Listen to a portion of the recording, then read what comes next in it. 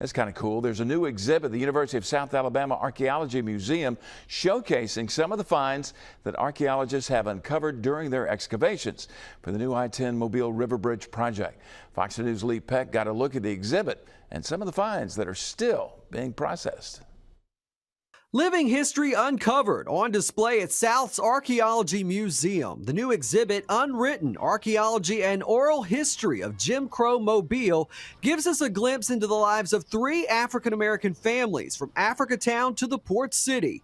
While some of the artifacts were discovered more than 10 to 20 years ago, these whiskey jugs and glass bottles from the Owens family found during the excavation for the new I-10 Mobile River Bridge. And so that's just a little bit of what they've uncovered and one small story.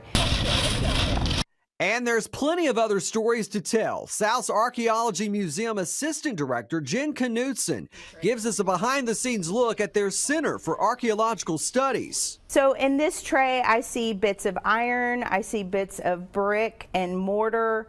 Also, you can see bone, I see some glass shards. Student workers helping sort, label, wash, catalog, and bag the items. Everything from Native American pottery to other unique finds. You can see what kind of ceramics people had in the past. It's all telling the story of Old Mobile. We're really interested in people's trash, so it tells us about their daily lives. Unlike written records, we really learn about the people, the everyday people.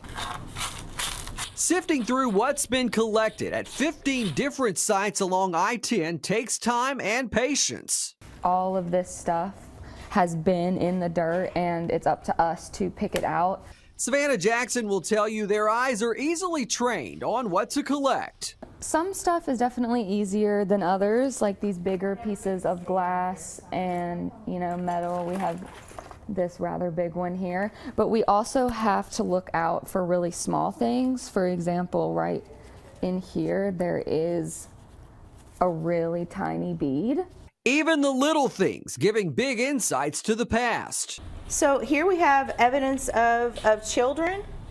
We have some porcelain doll legs or arms. You can see the remnants of a comb and scissors. Glass can give us dates and it can give us context. So all of these things are clues for context. Here's a perfect example. This is Mrs. Perryman, one of our permanent exhibits here at the museum. Mrs. Perryman was a midwife at the turn of the century. Tons of glass objects collected from her home near Magnolia Cemetery. And we know from the bottles excavated from her house that there were 14 drugstores that she visited to buy pharmaceuticals for her patients in downtown Mobile.